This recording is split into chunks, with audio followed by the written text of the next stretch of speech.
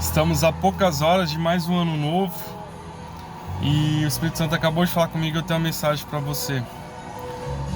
E às vezes você, provavelmente, se você já recebeu uma promessa de Deus, se você já recebeu uma palavra profética de Deus, ou talvez uma direção, talvez você chegou à seguinte reflexão: das aflições, dificuldades, do peso espiritual, das incircunstâncias que parecem estar tão longe do que Deus te mostrou, do que Deus te prometeu, do que Deus te direcionou, porque às vezes parece que Deus te prometeu é totalmente distante, totalmente longe do que Ele falou que vai fazer na sua vida. Por que será que Deus faz isso com a gente? Porque Deus fala uma coisa e parece que está tão distante o que Ele falou. E aí o Espírito Santo acabou de me lembrar de uma história de um homem que esteve nessa terra, um grande homem usado por Deus. E ele aconteceu isso com ele. Deus fez uma promessa para ele através de um sonho, porque Deus tem os seus meios de falar. Depois eu gravo sobre os meios que Deus fala, né? E Deus falou através do sonho com ele. E ele sonhou um sonho muito grande. E ele foi contar para a família dele. E aí a família dele viu que era grande demais e falou, zombaram dele.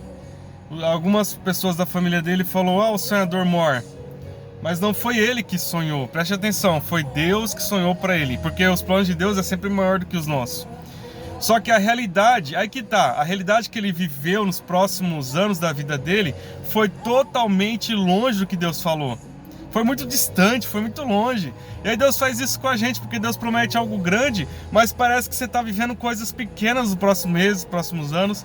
E parece que cada vez mais tem momentos na sua vida que a gente fala, nossa, mas está muito longe, está muito distante. Deus prometeu isso para mim e o que eu estou vivendo é algo totalmente longe do que Ele falou. E aí, o que aconteceu com a vida dele? Teve um sonho, Deus prometeu algo através do sonho. E aí ele foi vendido pelos próprios familiares. Isso aí é uma história muito antiga, que é a época que as pessoas eram vendidas, né? Eram vendidas como escravas. Ele foi vendido como escravo. Ele começou a trabalhar na casa de um dos homens, no outro lugar muito longe da terra natal dele, longe dos pais dele, longe da família dele. E aí ele foi vendido como escravo. E aí, como escravo, ele continuou obedecendo aos princípios de Deus. Porque quando você obedece os princípios de Deus, mesmo quando a circunstância está longe, quando as promessas estão longe, mesmo quando está distante aquilo que Deus prometeu, você precisa continuar obedecendo os princípios de Deus. E aí a Bíblia diz que Deus era com ele, que Deus abençoava. E mesmo ele sendo escravo, Deus era com ele. E mesmo você nessa situação difícil, você pode ver, e as pessoas vão ver que Deus é com você. E aí ele está lá. Começa a crescer profissionalmente, como escravo ele cresce profissionalmente. E aí ele começou a cuidar da casa, até o momento que ele continuou obedecendo à vontade de Deus. Ele foi honesto, e aí a mulher do dono da casa, a esposa, os donos, né, a própria mulher tentou seduzir ele não aceitou. E aí numa das circunstâncias, ele não estava em casa, o dono, e a esposa dele, que era dona também, seduziu ele, não quis deitar com ela. E aí ele saiu correndo e ela pegou uma parte das vestes dele. E aí ela gritou na casa e falou que ele queria seduzir ela. Ele tentou forçar ela, né, a fazer um ato que desagrada a Deus, né, um ato sexual. E aí ele foi preso. O dono colocou ele na prisão, porque as vestes estavam na mão dela, né. No reino espiritual nem tudo que parece é. E mesmo assim ele continuou justo e honesto. Foi na prisão Deus era com ele. Aí você imagina, de escravo.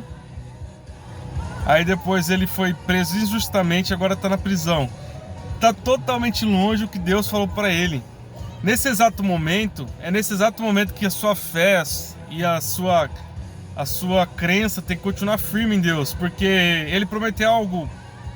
Deus prometeu algo para ele que estava muito longe da realidade que ele estava vivendo. A nossa realidade não nos faz ser quem Deus falou quem você é. A sua realidade pode ser longe e distante, mas ela não muda aquilo que Deus declarou sobre a sua vida. E aí, se você não conhece a história, estou falando de quem? De José. E aí Deus fala com ele através de sonhos. E aí um dos homens da prisão tem sonhos. Olha o meio que Deus usa ele, através de sonhos. Qual o meio que Deus está te usando hoje? E mesmo ele na prisão, ele decifra os sonhos através do dom que Deus deu para ele. Ele revela os sonhos dos dois homens que estavam com ele na prisão. E aí ele é esquecido, porque um é livre e o outro é morto. E mesmo ele sendo esquecido, no tempo de Deus ele é lembrado, porque é quem que vai sonhar? O faraó, que é praticamente como se fosse o maior político daquele tempo, naquele país que ele estava, que era no Egito. E aí no Egito o faraó tem um sonho, e aí o rapaz que saiu da prisão, e ele tinha decifrado o sonho dele, aí ele lembra dele, tem um rapaz que está na prisão lá, que ele revelou meu sonho, porque nenhum dos magos de faraó revelou. E aí ele foi e decifrou o sonho para o faraó. E aí a partir de então se cumpre o que Deus falou para ele. A realidade hoje sua não muda a sua identidade de quem Deus viu em você. Então pode ser que esteja distante, pode ser que esteja longe, mas crê nessa palavra. O que o Espírito Santo falou para mim.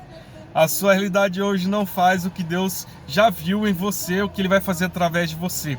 Aquilo que Deus prometeu, permaneça firme e persevere, porque o que Ele prometeu para você, o que Ele prometeu é para você alimentar mais pessoas. O que Ele te prometeu é para você liberar perdão, porque essa pessoa, José, ele liberou perdão, ele alimentou a sua família, aqueles que zombaram dele, ele alimentou.